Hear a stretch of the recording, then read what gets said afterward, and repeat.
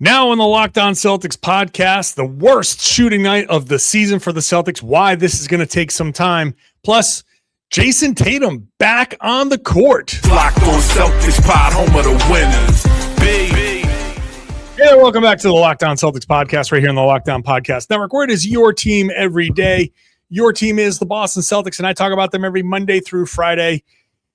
Bonus podcast when they play in the weekend, so if you missed my bonus podcast from the Friday night game, it was there. I did one. You can hear about that one. The Celtics won that game. They lost this one to the New York Knicks. Today's show is brought to you by FanDuel. The winter games are on, and there's no better way to follow them than with a bet on FanDuel. Yeah, the Winter Olympics. Go to FanDuel. Play your game. If you're new to the show, I'm John Karalis. I'm a beat writer covering the Celtics for Sports Illustrated's Celtics on SI. I've been doing this job for about 20 years, a version of it anyway. I've been doing this podcast for 10, and I've written a couple books about the team. Later on, we'll get to the report from Shams Charania about Jayson Tatum taking a huge step forward, scrimmaging back on the court, up and down, like real stuff. But with the caveat, that's coming up later on. We're going to get to some individual performances, Jaylen Brown, Derrick White, and why this is going to take some time. But let's just get into the flow of this game. The New York Knicks won it pretty easily. The Celtics scoring 89 points is the biggest thing to really focus on here, because they shot 34 of 92 overall, 7 of 41 three-pointers. That's incredible. The Knicks doubled up the Celtics from the three-point line. So that's 21 points right there. Just 21 points right there in the three-point disparity, and it's a 22-point win. It can just be that simple sometimes. It's not always, but for the Celtics, the missed shots, and not just missed shots, the ones that went halfway down and came back. Honestly, there was a point in the third quarter, and I tweeted this out. I thought if the Celtics were able to get half the points, and when the shot goes halfway down and then pops back out, if you're like, well, that went halfway in, so you get 1.5 points or a half point on a two-pointer, that a 13-point game, that might have been tied at that point for the Celtics. They had so many go in and out. So step one here, not really their night. And it's 2 straight nights where they've started out cold. They came back on Friday night and were able to kind of overcome that, but they weren't able to do that against the Knicks. So they continued that whole second half.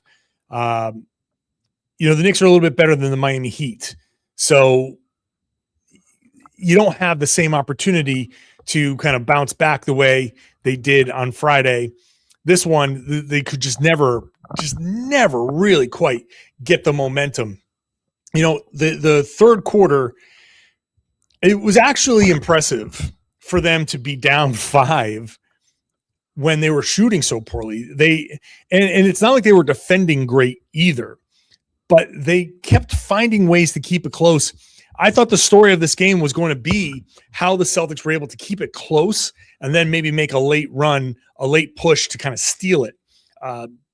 Because of how poorly they shot, because they kept giving up backdoor cuts.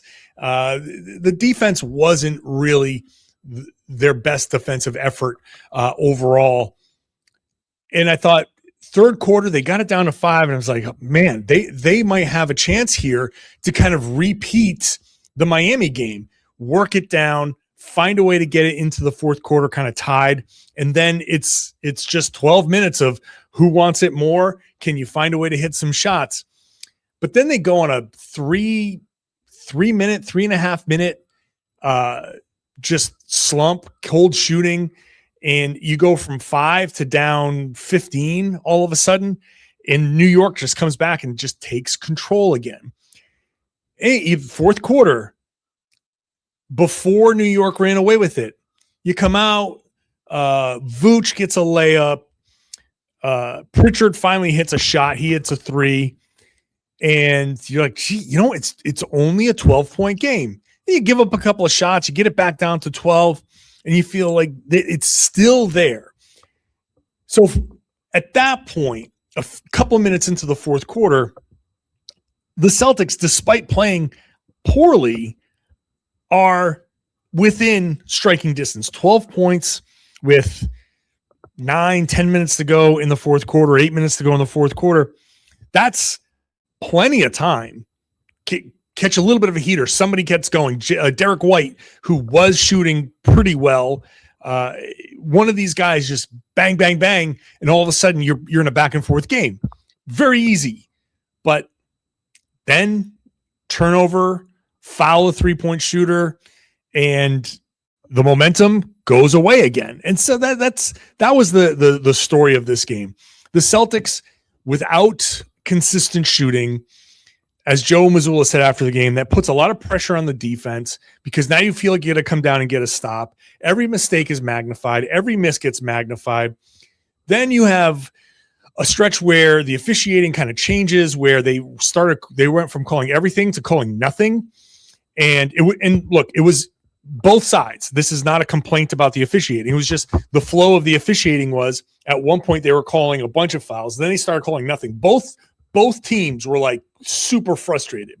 But the Celtics, I think they let that frustration kind of carry over to the other end, and they just started making too many mistakes. The missed shots and all of this, it got to be a little bit too much for them. And so it ends up in a loss. I'm not too worried about the loss necessarily. It sucks that it came to the Knicks because the Celtics and Knicks are jockeying for position. And as of right now, they are tied in the they're tied for second at 34-19. But the Knicks, winning, we're talking about tiebreakers now. If it comes to that, the Celtics are going to be at a disadvantage. But they're right there. And so this is a game that you would have hoped to have won. No Sam Hauser on a night where the Celtics didn't shoot well at all. You might say, well, Sam Hauser could have easily gotten swept up in this, and he didn't shoot well against Miami, so there's no guarantee. He can be streaky, obviously, but it would have been great to have at least one of their shooters, at least somebody that's one more chance for somebody to get going. And it didn't. And so that's that. So they lost. We'll come back here. We'll talk about Jaylen Brown, Derrick White, and why this takes time when you're adding somebody at the trade deadline. This is maybe a little bit more disruptive than we thought. That's coming up. Today's show is brought to you by Prize Picks. Shoot your shot on Prize Picks and get $50 instantly in lineups when you play your first $5. That's right. Prize Picks is giving you $50 in lineups when you sign up and play your first $5 lineup. Prize Picks makes every dunk, every dime, every board that much more exciting. And it's America's #1 app for sports picks. It's very simple to play Prize Picks. You pick more or less on 2 to 6 player stat projections. If your picks are right, you can cash in. You can choose from basketball, baseball, hockey, soccer, UFC, and a lot more. They've even got features like early payouts and flex play. So you've got options while the games are still happening. You can make NBA lineups around players that you already follow, like Jaylen Brown or Derrick White. You pick more or less on points and assists, and it makes every possession a whole lot more fun to watch. It's available in all 50 states, so it's easy to just jump in for just about everyone. There's even a social feature when you're playing. You can copy lineups with one click, so it's a cool way to learn and build better picks. Download the Prize Picks app today, and you use the code LOCKEDONNBA. That's code LOCKEDONNBA,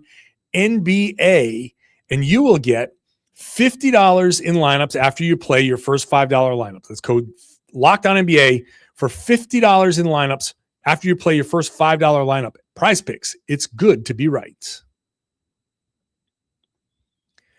Thank you for making Locked On Celtics your first listen every day. You're an everydayer. You're with me every Monday through Friday. Join the Everydayer Club. Access to our Discord server for Celtics fans, for NBA fans. You can get there and have a chat throughout the game. Just commiserate today with your fellow Celtics fans. Or you also get ad-free audio, which is compatible with every major podcasting app. So check that out at lockedonceltics.supercast.com. I'm going to throw this link into the chat, into the show notes. Use the code Vucevic. That's the new guy's name, Vucevic. Use that code. You're going to get a free month. It's $5 a month. You get a free month with the code Vucevic. You get another day. February 9th is the deadline. So you basically get one more day to use the code Vucevic for a free month. You want to pay up front, it's $50 for the year. So, okay, let's get back to some of these individual performances. Really only two guys had anywhere close to a decent offensive game. Got to start with Derrick White, 7 of 14, 3 of 9 from 3. If anything in this game, I would have liked to see more from Derrick White. And this is almost like, I obviously unabashed, like, I think Derrick White is an incredible basketball player, and his commitment to making the right play, playing the right way. This is one of those games where I'm like, could you maybe not play the right way a little bit and take a couple more shots, because you're the only one that's hitting. Get into the mid-range, get into the teeth of the defense, feel the game a little bit, and just say, I'm the only one that has it right now. A couple, just 2, 3, 4 more shots, just to, on a night like this, I would have loved to have had a little bit more Derrick White. But sadly, which is not really sadly, Derrick White's claim to fame, one of the best things about him is that he will make the right play and trust his teammates, which you should. You really should. You trust your teammates. And, this is where, I'll call myself out. If Derrick White makes a great pass and Shireman hits a 3, or maybe Pritchard gets going, if a couple of those shots fall, then it becomes, wow, look at how unselfish. Look at the way he's distributing the ball. And then if it doesn't happen like on a game like tonight, you're like, man, 14 shots. Couldn't you have taken 17? Couldn't you have taken 18? Because the Celtics really needed some scoring. So I understand that. Very results-based analysis there. But Derrick White played great. Jaylen Brown had stretches of playing really, really good basketball, 26 points, but 11 of 25 shooting, so not really the most efficient night. 0 of 4 from 3, got to the line 4 times. Jaylen will absolutely tell you that he should have gotten to the line more than 4 times, which is probably valid. I think both sides can say we should have gotten to the line more. That is also valid. The officiating was weird, that they had a stretch where it just felt like every call was being made. And then all of a sudden they just let them both play. And again, that was on both sides. So if the Knicks had turned around and lost, they would have sat there and said, man, the officiating just changed in the middle of that game. It kind of changed for everybody. And you have to deal with that sometimes. I think the Celtics did get a little frustrated there. I thought Jaylen got a little frustrated. He definitely did, because there was one play where he drove. He didn't get a foul on Karl Anthony Towns.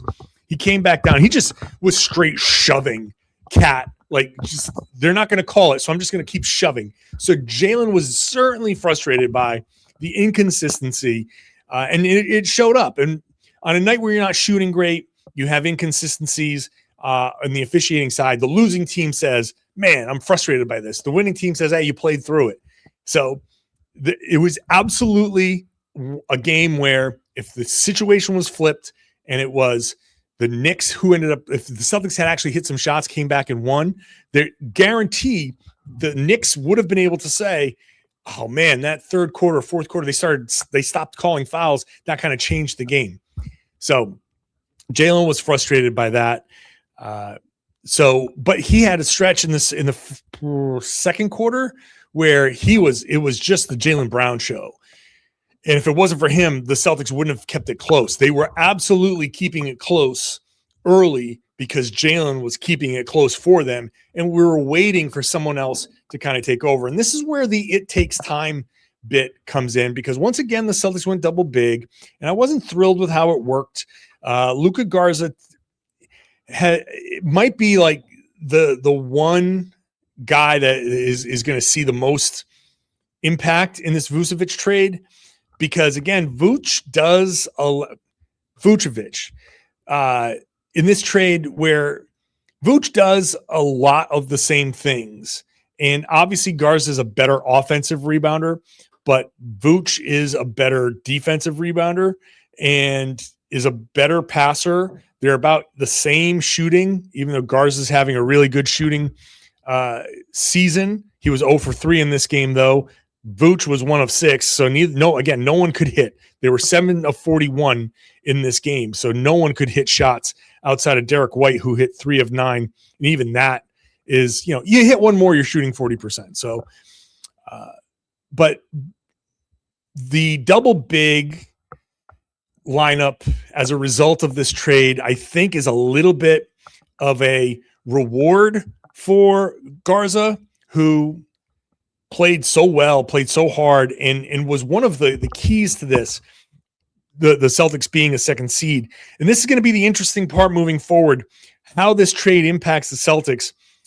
Vooch is coming in off the bench right now. Is he going to continue coming in off the bench?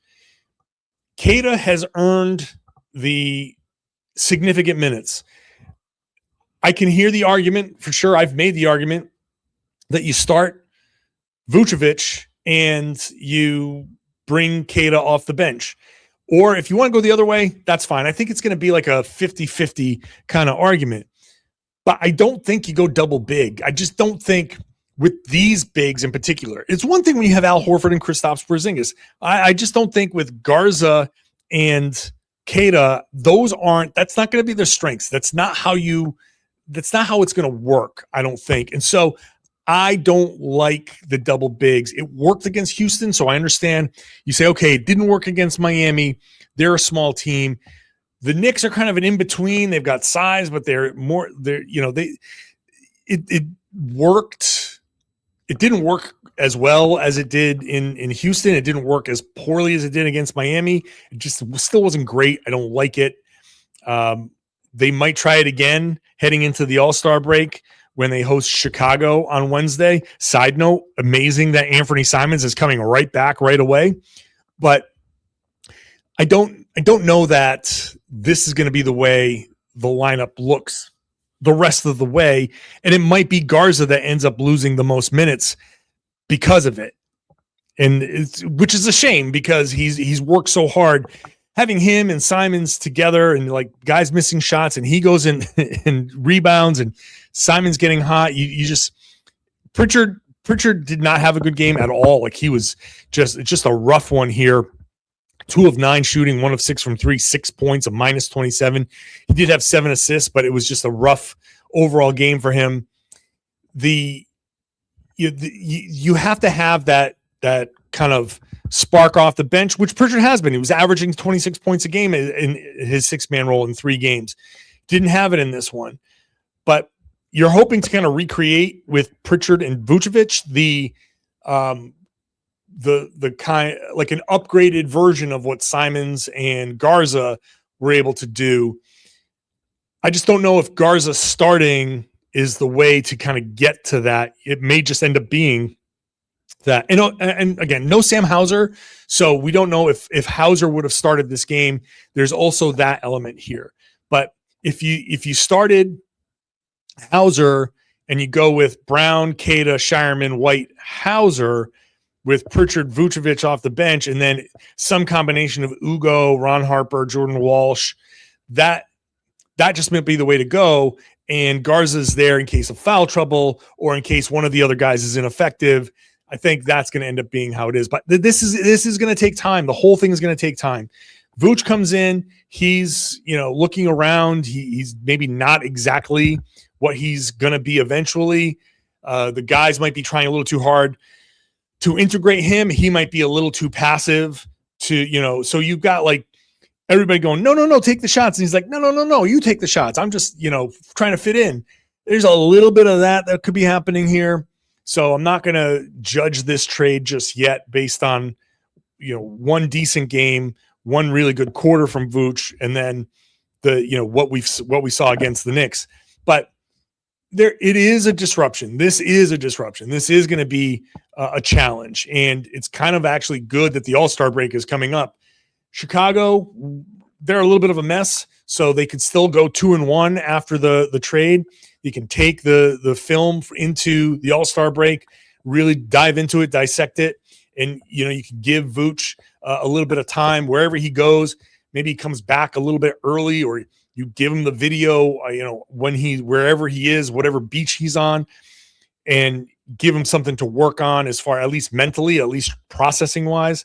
So all of that stuff is something that is going to happen eventually. I'm not worked up about this, even though it's the Knicks and I wish they would have won.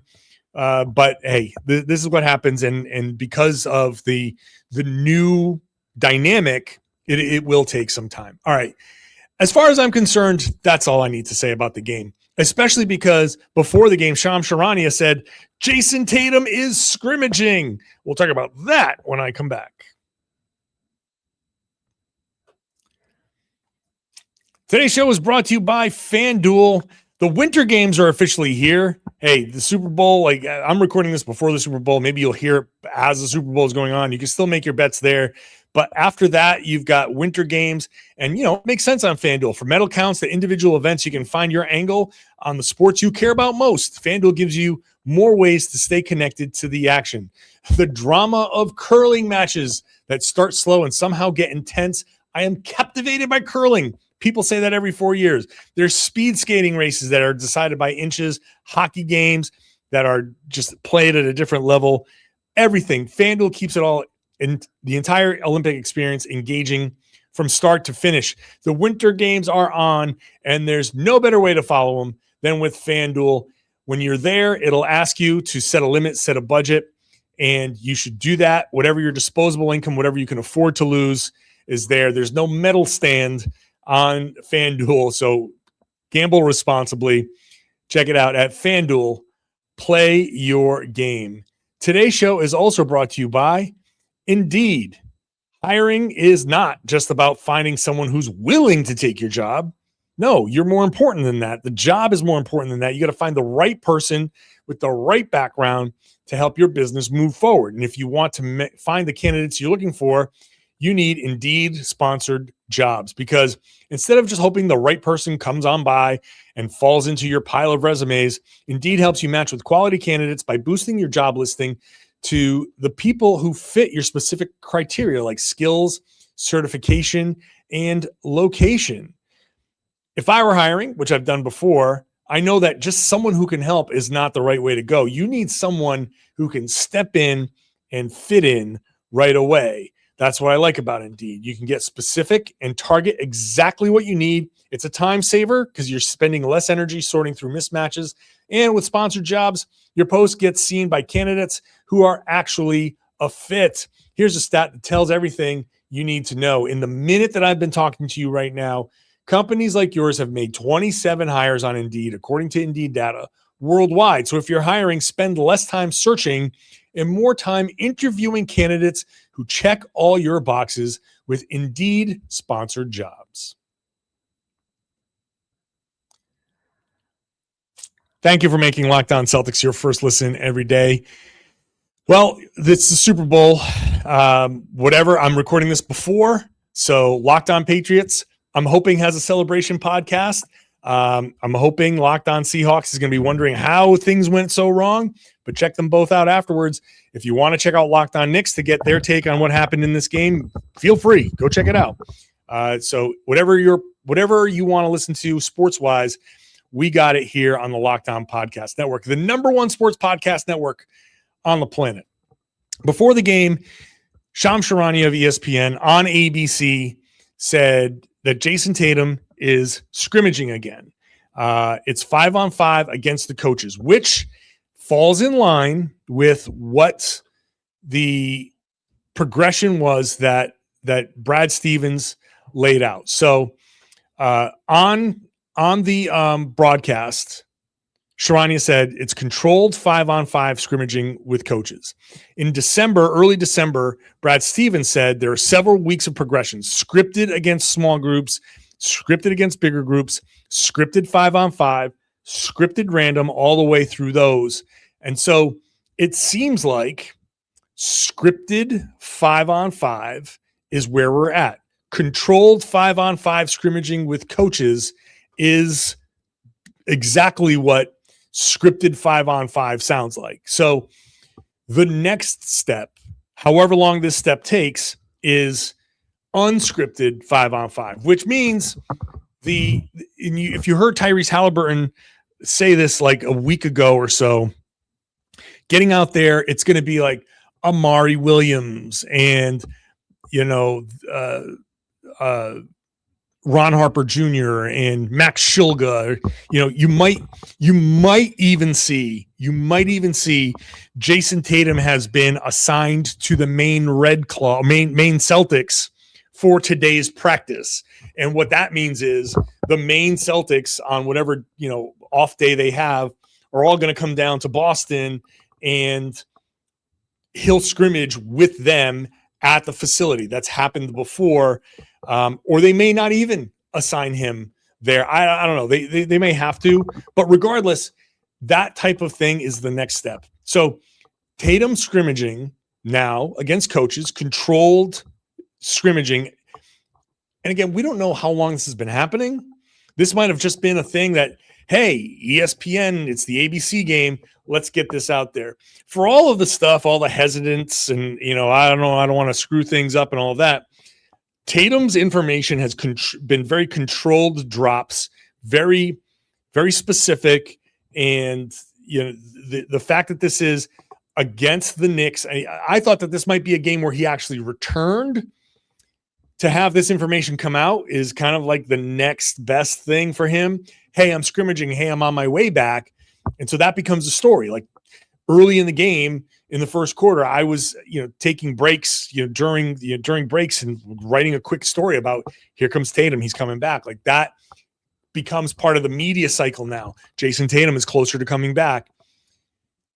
My original, way back when I was originally saying Jayson Tatum is going to come back, I said early March. Early March seems like it's going to be the best thing. Obviously, he's not coming back against Chicago. Then you have the All-Star break. Then you have a road trip after that out west. So early March feels like it's still kind of within the wheelhouse of him coming back. It gives him enough time to return, enough time to knock off the rust, come in, almost guaranteed to be strict minutes restrictions to start, short bursts, kind of maybe come off the bench, play, a few minutes, maybe in the first quarter, maybe you start the second quarter and play 5-6 minutes, come on out, go into halftime, do it again to start the fourth quarter. Maybe you do something like that, very controlled, very limited to start, see how you feel, don't go overboard. Now, one element of the report from Shams was that Tatum obviously still has more boxes to check and all of that stuff. But then he also said that Tatum, he said, I'll read the quote. From my understanding, he wants to come back as close to Jayson Tatum as possible. Not a shell of himself, not a percentage of himself. So that is, it seems to suggest that he could come back at some point, but maybe he doesn't want to come back at 80%. He wants to feel like I am 100%, which he won't be. He won't be 100%, but maybe he wants to feel 100%. And then he'll come in and realize, oh God, I'm still not 100%. I'm not anywhere close. That I think might delay some of the comeback stuff. So it's something to watch for, but they say he wants to come back as close to himself as possible. So we'll see, but an important milestone for sure. Guys are starting to scream. You hear, like I said, Halliburton talking about he's going through scrimmages. Damian Lillard's in the 3-point contest, we found out today. So that's happening. I don't know where that came from, but hey, he's in the 3-point contest. So that's fine. These guys are starting to come back. We're starting to see real basketball out of these guys. So Jayson Tatum will be back at some point. I still think March is going to be the way it works out because it's still another month from now, right? And I'll pull up the Celtics schedule because he said home game, and so in February, the first home game is February 27th, which is possible. You have Philly on Sunday, March 1st, Charlotte on Wednesday, March 4th, Dallas on the 6th, then a road trip. And then you've got 1, 2, 3, 4, 5, 6 home games in that next week, 2 weeks that you have an opportunity to come back. So Charlotte on the 4th, Dallas on the 6th, that could be another time to target. And this is February 8th. So another month, the 6th on that Friday night before heading out on the road could be a way to go. So keep an eye on it. We'll see. So the Celtics lose to the Knicks. Jayson Tatum could be coming back soon. Fun. We got a couple of days off before the final game heading into the All-Star break. So, but I'll be here all week, all 5 days. We'll have some fun with the All-Star break and all of that stuff. So make sure you're subscribed wherever you get your podcasts. You never know what kind of surprises we might come up with. So subscribe, watch the show on YouTube, get into the comments section there. Then I would love it if you shared the podcast. Tell everybody they should be listening to and watching the Locked On Celtics podcast right here in the Locked On Podcast Network. It's your team every day.